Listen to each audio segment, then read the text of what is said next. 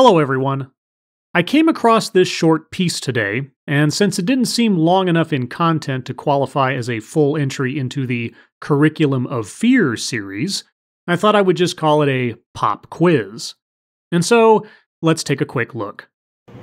Hello, my name is Peter MacArthur. Hi, Peter. I'm Scribe. I am doing a presentation on social justice education for Grand Canyon University's Class EDU 330. Oh, well, you have my condolences. A 330 class, though, huh? So, a slightly advanced portion of your educational training.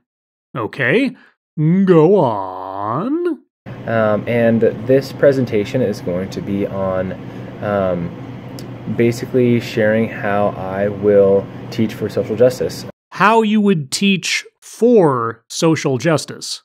All right. What are the foundations of the social justice that you intend to teach, presumably impressionable children? And so I'm going to be doing this from the perspective of a Bible verse, Philippians 2:3, which says, "Do nothing out of selfish ambition or vain conceit.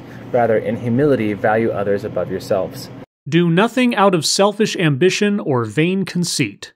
Rather, in humility, value others above yourselves. Well, you know what, Peter? That does sound like a relatively virtuous philosophy, which makes it all the more a shame that you are going to turn that intent back upon itself to advocate for the exact opposite.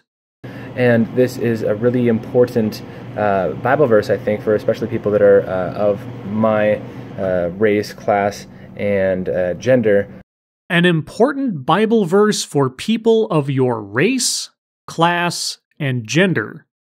People of your race, class, and gender need to be reminded about the perils of selfishness, vanity, and encouraged towards humility and charity. Well, why is that? How does race, class, or gender become determinative factors of one's moral character?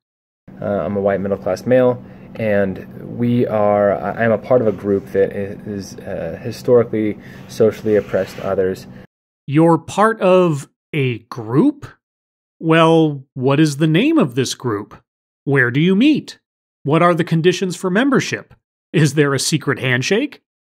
Or did you mean to say demographic? I am assuming that you are in college, correct? Do you not know the very significant difference between a group and a demographic? But, that aside, don't you think it's a little bit conceited of our speaker to assess a moral judgment of people he does not know based on arbitrary characteristics that they have little to no control over? And often people that are in my social group... Wait, your social group?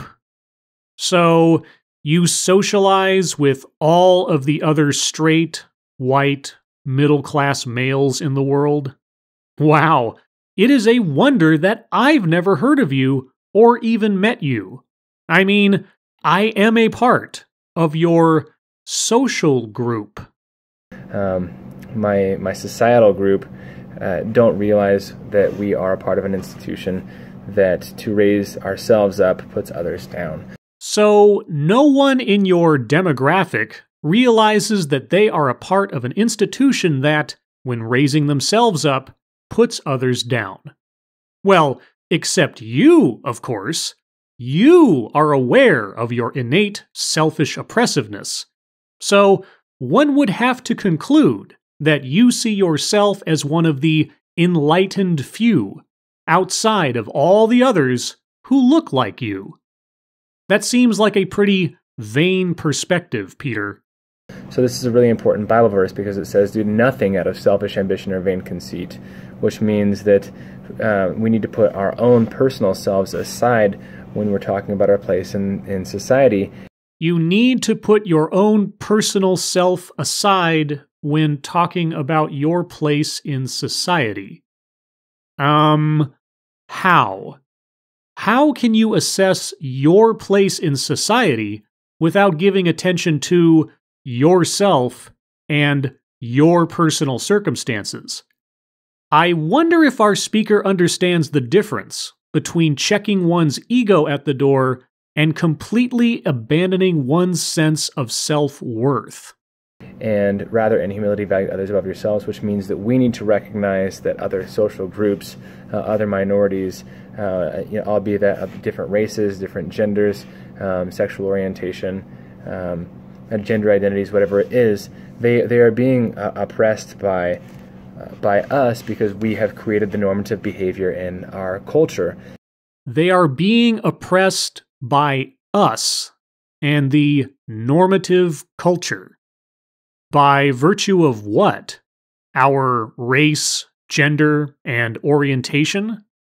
Merely our being alive is harming other people? Well, then isn't the best remedy for this to just subtract people from society who possess these inherently evil attributes? These attributes that imbue them with a defective moral hygiene? And so myself, to teach for social justice education, the most important thing that I can do is educate people on the differences that are prevalent in America and what those differences do for people that experience those differences, and how society is ostracized different groups, and how the normative behavior can put other people down. Right. You need to educate children about the differences between people, their race, their gender, their orientation, their class, and how, depending on which variants of those you possess, you are either more or less culpable for harming others. Not in a direct fashion, mind you, but that by merely existing, you are either contributing to a harmful culture or you are an inherent victim of that culture. And there is no curing this, of course. It's not like you can wash off your race, your gender, or your orientation. You can only either beg for forgiveness on the one hand, or demand apologies on the other. Got it. So that's my goal for social justice education. That is one thing that I think is really exemplified by Philippians 2:3. For references, I will put my reference to that Bible verse in part of the link that I will be uploading this video for. So thanks. Bye. And thank you, Peter. You have provided me more on-the-ground insight as to what educators of tomorrow are being taught today and will subsequently be teaching the children of tomorrow. And it was more than appropriate that you based your outlook on a verse from the Bible, because where else can one learn so thoroughly about the concept of original sin? Oh, that's right. You can learn it all over again as you teach for social justice. As always, thank you for watching.